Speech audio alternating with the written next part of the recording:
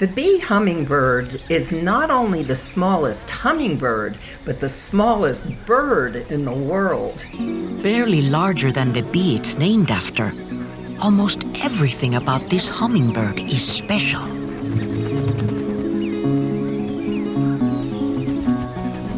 They can beat their tiny wings an incredible 80 times a second.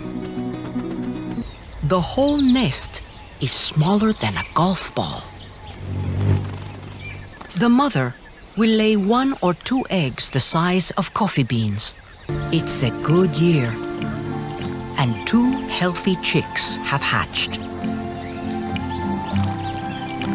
Blind and helpless at birth, the chicks grow explosively, doubling their weight in just 4 days.